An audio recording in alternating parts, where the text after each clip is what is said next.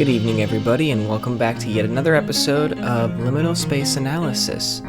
We're still a little sick, but that's okay. I'm gonna get through it, and I just wanted to take this second really quickly to say thank you, because I got a lot of really good feedback on the last episode. Not only that, but I was reading through the comments, and I really appreciate all the little stories you all leave, your all's opinions, and your perspectives on the images. It's really nice to see that, because it is nice to get a different perspective. So, thank you all for that. Without further ado, grab yourself some nice hot water, some cold water, as long as it's water, because you gotta stay hydrated. Sit back, relax, and we can go ahead and hop right into the video. So right here we've got some sent in by Blockman, and these ones are of some type of funhouse or playhouse. Seems to be winter themed, but these photos just look really depressing. We have this first one here, very open. You kind of get a sense for the whole entire scene, the whole entire play area, and we can understand the theming of it, as you can see, like the snowman over here on the side. And then we can continue down, we get a little bit more into the specifics. So from over here, we actually have a more straight shot. And really, I'm curious to know whether or not if they have these photos themselves, or maybe they just got it off some type of TripAdvisor type website, because that is one way you can do it. But man, do these feel liminal. This one doesn't seem like it's part of the other ones, but I still think it fits because it has that dark and lonely lighting. Maybe it is though, because I do see there's a white ball here and a blue ball here. And then here's some more continuations of it. I mean, they're just pretty interesting images. It's always really interesting to see play areas and fun areas just completely empty. I don't know, something about having a place that's meant to be full of life and activity be so empty, it just doesn't feel or look right. So, and these are just a prime example. So thank you, Blockman. Hey everybody, Future Shookey here, and I just really wanted to quickly comment on this image because I really like it, and I think that's just one of the things that I didn't mention in my initial analysis that I wanted to bring up now, is just the reason this image works so well is because it has such a clear standout between the play place and the industrialization area. So it just looks really cool in one image, and that's why, you know, I liked it so much. We actually have a ton of photos submitted by Jaywash here. They seem to go through to their, what I'm going to assume is their local mall, or a mall that's close to them, and they just went around taking images. And this mall that they took images of seems to be a pretty dead mall. I mean, throughout all these images you'll see, they're just completely empty. We can start with this one here of the JCPenney. I think it's a good image. The reflection is not bad. There's nothing that's really distracting in it. And the JCPenney is just so dark in the back that it's very easy to have that be the center point rather than the reflections themselves. But this is just a good image. I really like how it's structured. I like how you have the two pillars on the side because it really gives it a nice shape. And we can continue down. We have something a little bit more forward. It says fun and games, and then it's closed down. Just a nice image. I'd say it feels very liminal because, you know, fun and games, then it's closed. It's like, oh wow, yeah, that's basically what dead malls are like. And then here's an empty stand. That's pretty nice as well. You get the whole shape here and what we're going for. I wonder what that was before it was shut down. I'm also wondering how this mall is still open. It seems to be like it's in operation, despite there being no open shops and nobody around. But just look how pretty this image is by itself.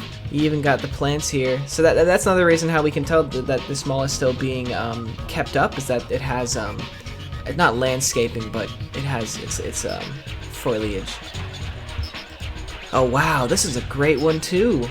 It's nice how there's not much going on over here, and then from here you have it kind of rowing along up and through. And then look at that, they leveled up. There's actually some cups here, which means that there were people here recently. And then here's another image. Okay, I'm gonna assume this is actually separate from the mall. This might be different images they submitted. But yeah, similar to the places that we were looking at, having activities like this where it's empty can also be a little uncanny.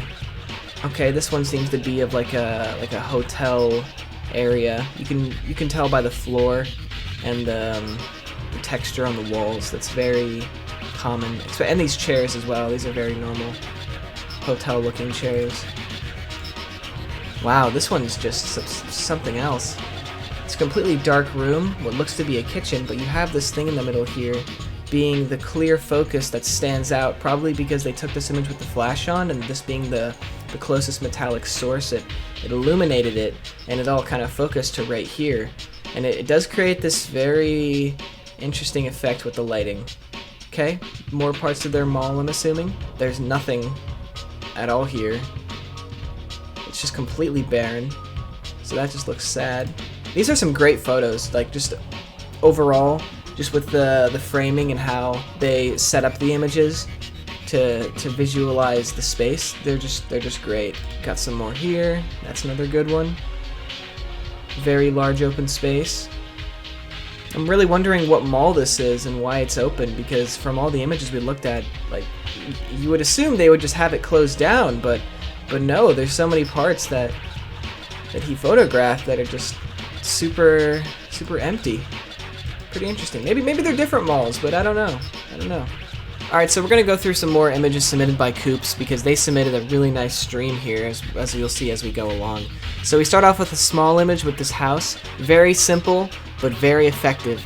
A fourth of it is taken up, and then the 3/4 are this dark sky background, and this house is super bright, and it contrasts between the darker background.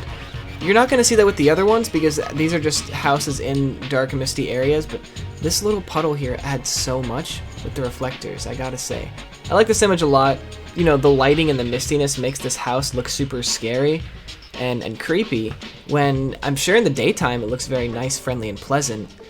Here, it just looks even more freaky and scary, because you have these windows here. Of course, there's orange light coming out of it, but this is a natural image taken, and they just took it as an image as is. So I think it's pretty amazing how you can have an image look so scary like this, even though it just exists in our natural world, and really the only way is because it's dark and misty out. And that's the only thing that made it this unnatural. Okay, this one kind of reminds me of the first one. It's very dark and low with the colors. I at first thought this was a video game. I thought this was like some type of mini-map, but in reality it's just a reflection or a mirror for the train, so they can see a reflection when they're going through the tunnel. And then these images are kind of all of the same thing, but they're all different. They all have different lighting and different ways the tunnel is actually going. Like this one weans off more to the left, and you have a sign here. This one doesn't have a sign at all, and it's just straight. This one goes a little more to the right and then goes up.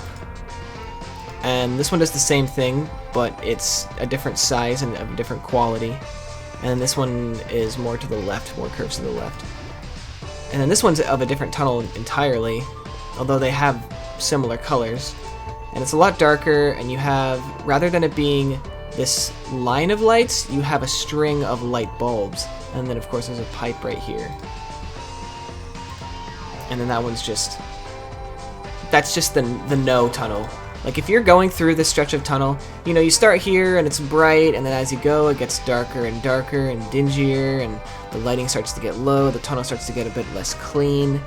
If you make it to this point in the tunnel, turn around. I don't want to go through that doorway. I don't know what's down there, and I don't want to find out. And then to finish it off here, we have this one image submitted by Ayla, and I think this image just works on many different levels. First of all, it's very hard to distinguish whether or not this is a real or a fabricated image. I'm gonna assume it's a 3D model. I'm gonna assume it's fake, just because I don't see how or why anything like this would exist in the real world. And also the water doesn't look very real. But besides that, everything else in this image does look like it's of a real image. These pool railings on the side, I mean, nothing about them looks fake. And the lighting looks supernatural. Not supernatural, but just super space natural. I think I was just drawn to it because we were looking at the other ones of the tunnel, kind of going down and straight through. So very, very interesting. Thank you, Ayla. But that is going to do it for today's video. If you enjoyed, please let me know. I really appreciate your feedback, as always, like I always say. And if there's anything that you want to see from me, also feel free to let me know. And yeah, that's going to do it.